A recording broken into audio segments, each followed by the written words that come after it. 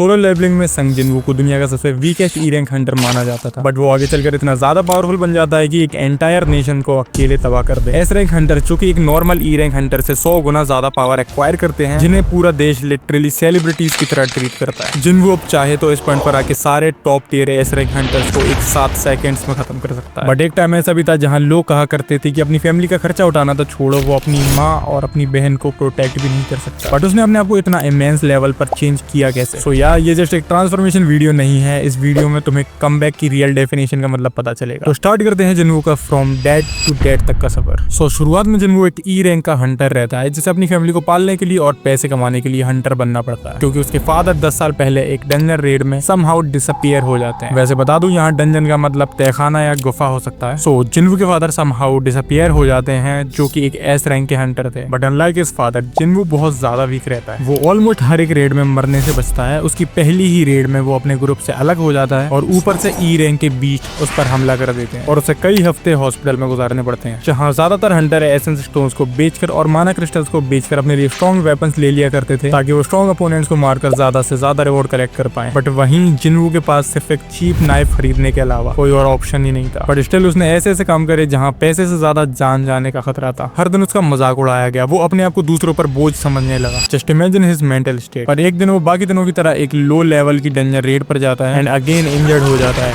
But उस दिन जिनवू की किस्मत बदलने वाली थी, क्योंकि वहाँ उन सब लोगों को एक सीक्रेट गुफा देखने को मिलती है एंड क्रिस्टल्स के लालच में वो सब लोग वहाँ जाने के लिए तैयार भी हो जाते हैं, ये जानते हुए कि वहाँ उनकी जान भी जा सकती है। और कुछ ऐसा ही हुआ। वहाँ आधे से ज्यादा लोग मारे गए, इवन जिनवू का एक पैर कट जाता है और वहाँ उसे एक एक करके सब लोग छोड़कर चले जाते हैं और उस तहखाने के सोल्जर से लिटरली तड़पा के मारते हैं और एक तरह से उसकी बलि चढ़ा दी जाती है। And here comes the MC plot armour the system. और सिस्टम उसे डेली के टास्क देता है, जैसे कि पुशअप्स करना, रनिंग करना और अकेले हिडन डंजन्स में जाकर रेड करना। और हर टास्क कंप्लीट करने पर उसे कुछ रिवॉर्ड दिए जाते हैं as a form of power और इनकम्प्लीट टास्क पर पेनल्टीज। बट देखते ही देखते जिनवू ई रैंक से बढ़कर ऑलमोस्ट बी रैंक तक पहुंच जाता है, जो कि अपने आप में एक बहुत बड़ी अचीवमेंट थी, एटलीस्ट उस टाइम पर। बट रियल कमबैक तो अभी बाकी है। पर इस पॉइंट पर उस बंदे की फिजिक लिटरली नेक्स्ट लेवल पर पहुंच जाती है। इवन नर्स तक उससे नंबर मांगने लगती है भाई। बट इस जालिम दुनिया ने कभी कमजोरों का साथ नहीं दिया। जब जिनवू मिस्टर डोंगसुक के साथ एक रेड पर जाता है, डोंगसुक और उसके ग्रुप के हंटर्स उसे ई रैंक का समझकर डंजन बॉस के पास अकेला छोड़ देते हैं, ताकि वो उसे खा ले और सो जाए और वो सारे लोग मिलकर पूरे माना क्रिस्टल जमा कर ले। That was the plan. But भाई जिनवू अकेला उस बॉस को मार देता है, वो भी कुछ ही मिनट्स में। और वो लोग जब ये देखते हैं तो उन्हें लगता है कि उस बॉस को जिन्होंने मारा हुआ एंड वो लोग उन दोनों को ही मारने वाले रहते हैं। पर उसके बाद भाई जिनवू उन लोगों को चुन चुनकर मारता है और डोंगसुक, जो कि वहाँ सबसे ज्यादा ताकतवर रहता है, उसके सामने रहम की भीख मांगता है। बट जिनवू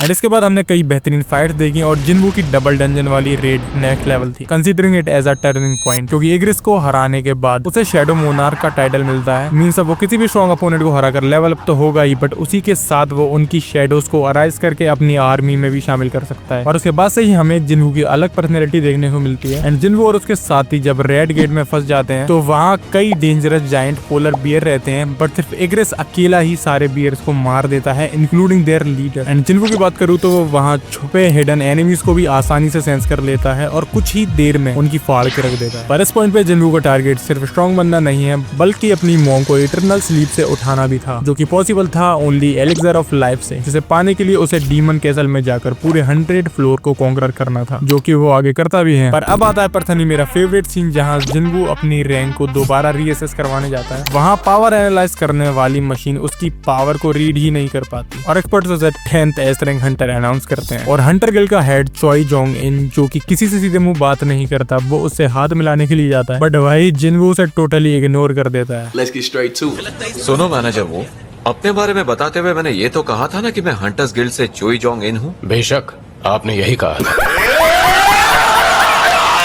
यहाँ तक कि हंटर एसोसिएशन का चेयरमैन खुद पर्सनली उससे मिलने आता है और ये भी बोलता है कि अगर तुम हमारे देश के 5 गिल्ड्स में से किसी भी एक गिल्ड में शामिल हुए तो वो गिल्ड दूसरे गिल्ड पर हावी हो सकता है और वो उसे एसोसिएशन में ही एक हाई लेवल की जॉब ऑफर करता है। बट अब ना जिनवू भाई उसे भी मना कर देता है और उसके बाद भाई जब जिनवू एक ए रैंक के डंजन में जाता है तो वहां जाकर पता चलता है कि वो अराउंड एस रैंक हंटर्स का तहखाना है। तो जाहिर सी बात है वहां मौजूद ए रैंक के हंटर्स उन D1s के सामने कुछ नहीं। भाई वो बंदा लिटरली उस एस रैंक के डंजन में सभी मॉन्स्टर को अकेला एलिमिनेट कर देता है without getting a single scar on his body. और गिल्ड लीडर चोई जिसे अल्टीमेट वेपन बुलाते हैं, और वो भी कन्फेस करता है कि अगर वो भी वहाँ अकेला होता तो उस डेंजन को कॉन्कर नहीं कर पाता। बट अभी तक जिन्वू का स्टेटस टॉप सीक्रेट है, मींस उसके बारे में किसी को ऑफिशियली नहीं पता। एंड इसके बाद जिन्वू ने जब अपनी एबिलिटी चेयरमैन के सामने दिखाई तो उसका इमेंस ऑरा बाहर खड़े युनहो और चोई के सोच से भी कहीं ज्यादा था। मींस वो उसकी पावर को दूर से ही फील कर पा रहे थे। और उसके बाद जिन्वू ऑफिशियली हिस्ट्री का 10th एस रैंक हंटर बन जाता है। और उसके बाद जब ये न्यूज टेलीकास्ट की जाती है तो Jinwoo as a new sensation बनकर बाहर आता है। चारों तरफ उसी के फोटोज, चारों तरफ उसी की न्यूज, चारों तरफ उसी की बातें। यहाँ से हमें ये भी पता चलता है कि एस रैंक हंटर्स कितने ज्यादा रेयर होते हैं। पर जिन्वू की असली पावर्स अभी सामने आना बाकी थी। जिन्वू एलिक्सर ऑफ लाइफ की तलाश में फिर से डीमन कैसल में जाता है, जहाँ 100 लेवल पर उसे एक बहुत ज्यादा स्ट्रॉन्ग अपोनेंट देखने को मिलता है, द डीमन किंग बरान। ये अपोनेंट जिन्वू के लिए टफ तो था, बट जिन्वू ने अपनी पूरी जान लगाने के बाद फाइनली उसे हरा ही दिया। एंड उसे एलिक्सर ऑफ लाइफ मिल भी जाती है और वो उससे अपनी मॉम की डिसीज कंप्लीटली ठीक भी कर देता है। पर वहीं दूसरी तरफ हंटर एसोसिएशन दूसरी कंट्रीज के हंटर के साथ मिलकर जेजू आइलैंड पर रेड करने वाले थे, डीमन आंट्स की बढ़ती तादाद को देखकर, जो कि सभी देशों के लिए खतरा थी। वहीं पर जापान के टॉप टियर हंटर्स भी आए हुए थे, पर जिन्वू उस टाइम पर रेड पर जाने से मना कर देता है due to recent recovery of his mom. और जो हंटर्स रेड पर जेजू आइलैंड जा रहे थे, उन्हें वहां उनकी सोच से भी ज्यादा स्ट्रॉन्ग एक अपोनेंट देखने को मिलता है, जो कि जिन्वू की ही तरह लोगों को मारकर और ज्यादा स्ट्रॉन्ग होता जाता है। वो डीमन आंट अब तक क्वीन का सबसे स्ट्रॉन्गेस्ट क्रिएशन था, जिसे पैदा ही रूल करने के लिए बनाया गया था। और वो लिटरली सारे जापानीज हंटर्स को कुछ ही सेकंड्स में मार देता है, इंक्लूडिंग गोटो, जो कि उन सब में ताकतवर था, जिसको सब लोग जिन्वू जितना स्ट्रॉन्ग कंसीडर कर रहे थे। और साथ ही सभी कोरियन हंटर्स को भी मारने ही वाला रहता है अगर वहां जिन्वू नहीं पहुंचता तो। वो जिन्वू के ऑरा को सेंस करके लिटरली उसे सब लोगों का किंग समझ रहा था। And the fight was on whole another level. और ये सीजन 2 की सबसे तगड़ी फाइट थी, और सब लोगों ने इमॉर्टल लाइक बीस्ट को हारते हुए देखा with their very own eyes. और यहीं से हमें पता चलता है कि इस पॉइंट पर आकर जिन्वू इतना ज्यादा पावरफुल बन चुका है कि अगर वो चाहे तो सारे एस रैंक हंटर्स को एक साथ खत्म कर सकता है। और एंड किंग को हराने के बाद वो उसे भी अराइज कर लेता है फॉर देयर शैडो आर्मी,